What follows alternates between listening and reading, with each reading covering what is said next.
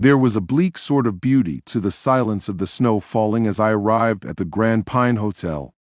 The huge Victorian building, standing alone against a backdrop of dark pines and low mountains, looked as though it had simply appeared from nowhere, conjured by the blizzard that whipped through the hills. Its lights flickered dimly in the swirling snow, casting a faint, inviting glow, an oasis of warmth in the winter night. But as I drew closer, something shifted. I felt it then, an odd feeling that began somewhere in the back of my mind and spread, prickling my skin. I wasn't entirely alone. The old man at the front desk greeted me with a narrow smile, one that didn't quite reach his eyes. He looked as though he'd been waiting for me. "Welcome," he said, his voice low, as if he feared the echo. "It's rare to have guests this time of year. Most folks, well, they prefer the lodge up by the resort." I chuckled politely and glanced around, but I didn't see anyone else.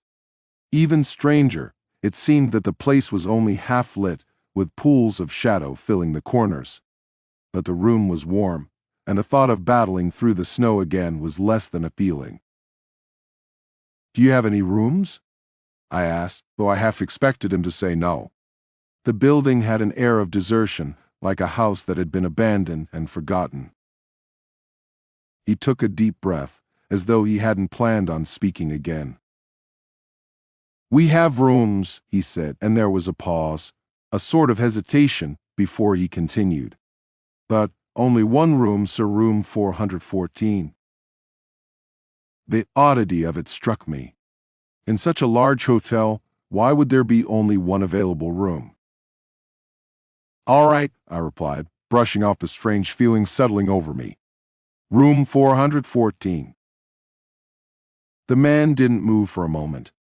His eyes flickered toward the grand staircase on the far side of the lobby, where shadows pooled in the nooks of the ornate railings, and then back to me. "You want to be careful, sir," he said softly. "If you need anything, call the front desk. I'll be here all night." His voice lingered in the air after he'd spoken, heavy warning.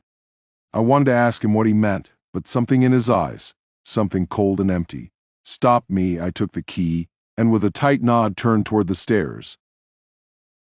The grand staircase was beautiful but eerie, the heavy wooden banister polished to a gleam despite the hotel's empty state. Each step creaked slightly underfoot, and I became acutely aware of the vast silence around me. The muted sounds of the storm outside added to the growing sense of isolation, as if I had been swallowed up by the hotel and its shadows. Room 414 was at the end of a narrow, dim hallway on the fourth floor. As I turned the corner, a strange draft brushed past me, chilling me to the bone. A shiver crept up my spine, and I fumbled with the key, eager to get inside and shut the door. The room itself was dimly lit, decorated with heavy drapes, a thick carpet, and furniture that looked like it hadn't been changed in decades. An old radiator clanged softly from the corner, filling the room with lukewarm air that didn't quite chase away the cold. As I unpacked, I noticed something odd, a dusty full-length mirror beside the dresser. It was cracked at one corner, a jagged line that ran down like a scar. I stared at it for a moment, feeling a strange, inexplicable sense of unease. Shrugging it off, I turned away and closed the drapes, ready to settle in for the night. It must have been around midnight when I first heard the sound. A soft, dragging noise, like something heavy being pulled down the hallway outside. I sat up, heart pounding, and strained to listen. Silence. I told myself it must have been the pipes or the old radiator, but the sound had felt purposeful, intentional. Trying to shake off the chill, I lay back down, forcing myself to relax. But just as my eyelids began to droop, I heard it again, louder this time. A slow, heavy scrape, inching closer. I sat up and listened, my pulse hammering in my ears. The sound was now outside my door. I held my breath, waiting, and after a moment the noise stopped.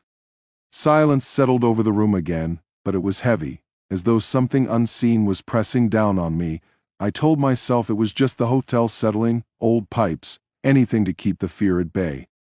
But deep down, I felt the prickle of another presence. Finally, curiosity overtook my fear, and I crept to the door, pressing my ear against it. For a long moment, there was nothing, just the faint hum of the radiator and the distant howling of the wind outside. Then, a low whisper. It was faint, barely audible, but unmistakable.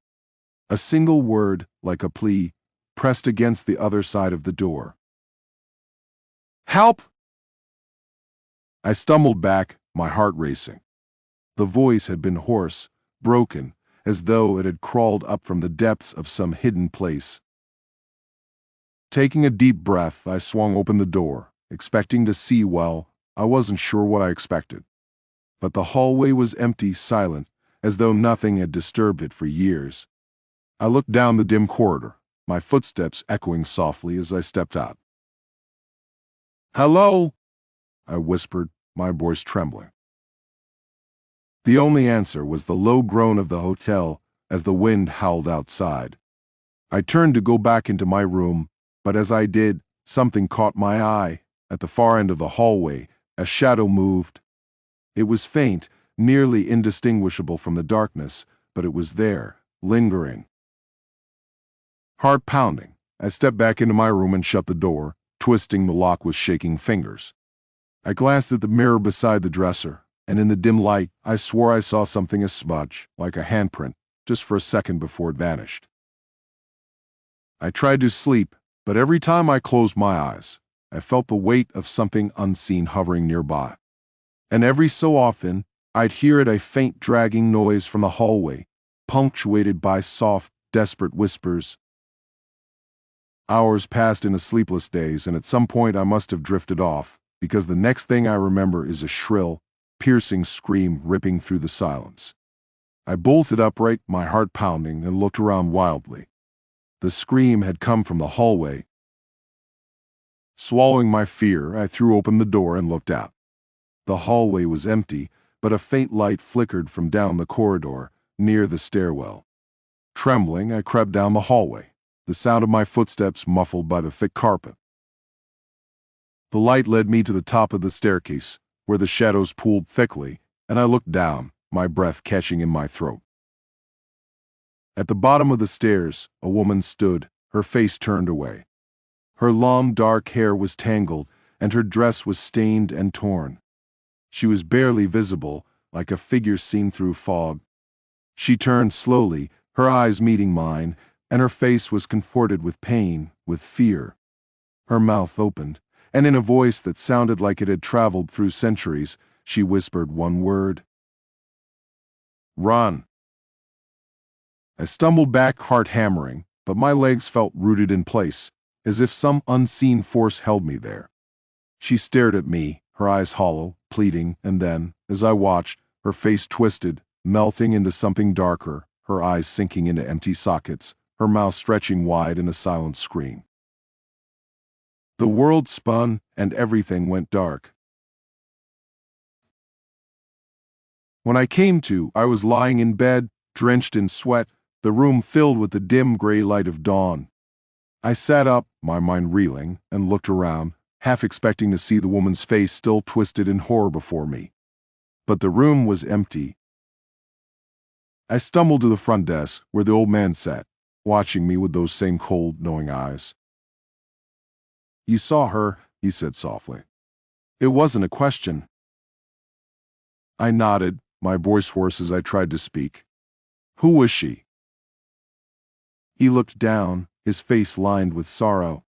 "She was a guest here once, a long time ago.